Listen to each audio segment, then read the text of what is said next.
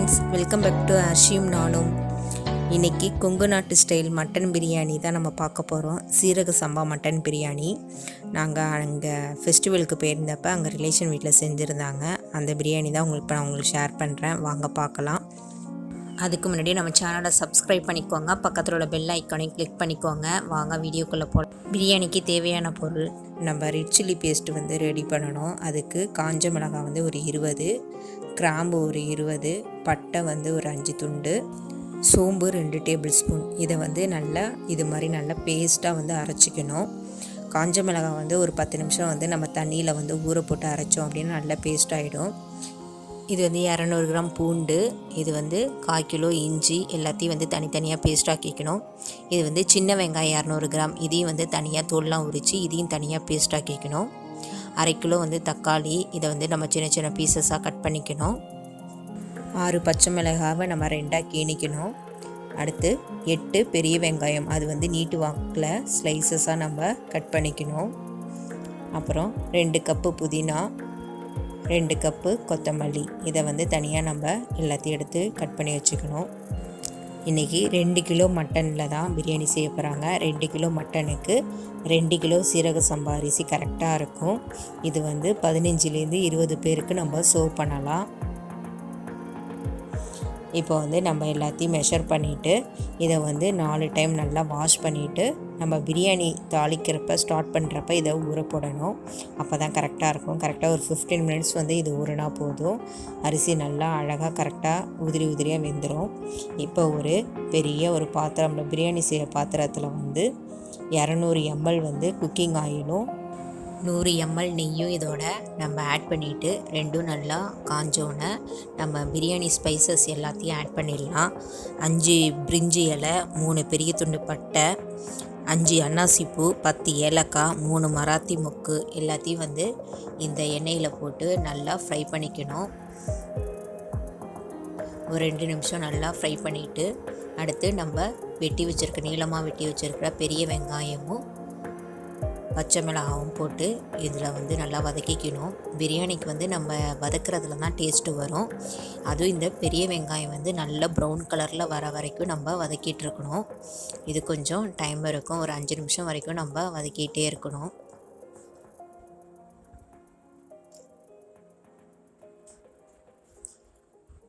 வெங்காயம் வதங்கினதுக்கப்புறம் நம்ம சின்ன வெங்காயம் பேஸ்ட்டு வந்து அதையும் இதோட போட்டு வதக்கிக்கணும்.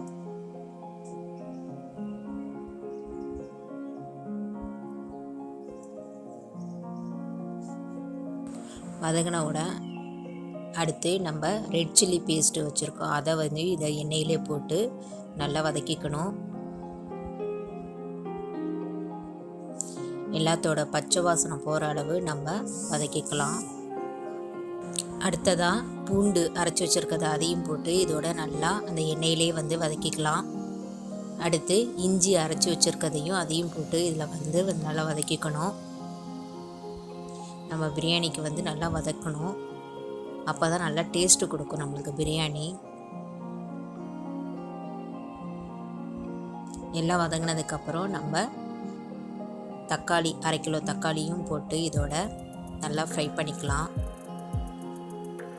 அந்த ஓரத்தில் உள்ளது எல்லாத்தையும் வந்து நம்ம ஒன்றா சேர்த்து நல்லா வதக்கி விட்டுக்கணும்.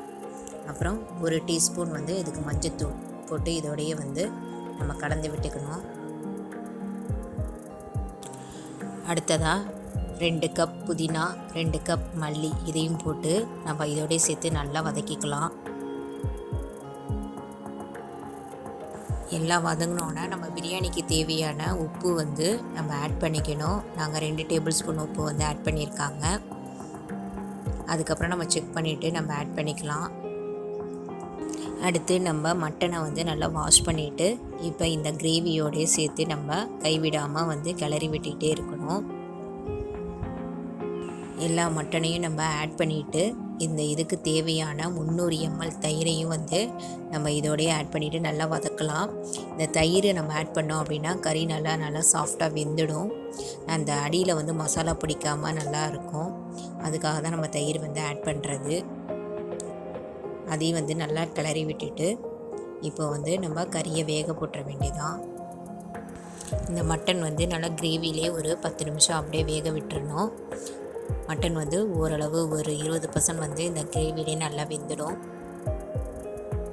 அடுத்ததாக நம்ம கறி வேகிறதுக்கான தண்ணி ஊற்ற போகிறோம். இப்போ வந்து நம்ம 2 கிலோ அரிசிக்கு நம்ம மெஷர் பண்ணிவிட்டு 1:2 1 கப்பு அரிசிக்கு 2 கப் தண்ணி, அந்த மெஷர்மெண்ட்டில் வந்து தண்ணி நம்ம ஆட் பண்ணிக்கணும். இப்போ 2 கிலோ அரிசிக்கு தேவையான தண்ணி வந்து ஆட் பண்ணியாச்சு. இப்போ வந்து கரெக்டாக ஒரு 20 நிமிஷம் வந்து நம்ம மூடி போட்டு மட்டனை வந்து வேக விட்டுறணும்.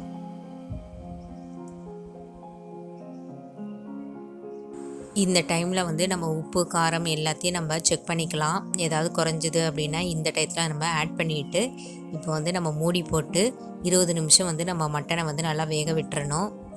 இப்போ 20 நிமிஷம் கழித்து நம்ம ஒரு பவுலில் வந்து தண்ணி எடுத்து இந்த ஒரு துண்டு கறியை எடுத்து நம்ம அதில் போட்டு நம்ம அமுக்கி பார்த்தோம் அப்படின்னா நம்ம கறி எந்த அளவு வெந்திருக்கு அப்படின்றது தெரியும். இப்போ வந்து நல்லா வெந்ததுக்கப்புறம் இப்போ வந்து நம்ம ஊற வச்சுருக்க அரிசியை நம்ம இதோட சேர்த்துக்கணும். தண்ணியை ஃபுல்லாக வடிச்சிட்டு சேர்த்துக்கணும். இப்போ எல்லா அரிசியும் நம்ம சேர்த்துட்டு நல்லா கிளறி விட்டுறணும்.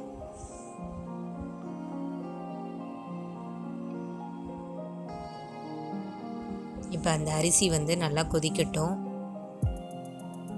மூடி போட்டு மூடி வச்சிட்டோம். ஒரு 80% வந்து நம்மளுக்கு அரிசி வந்து வெந்தோடனே இப்போ இன்னொரு 100 ml நெய் ஊற்றிட்டு இது மாதிரி நம்ம அரிசியை ஃபுல்லாக வந்து அமுக்கி டம்ப் பண்ணி வச்சிடணும்.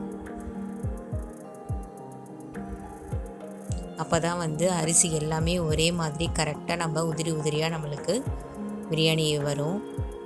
அதனால் எல்லா அரிசியும் வந்து இது மாதிரி ஃபுல்லாக டம்ப் பண்ணிடணும்.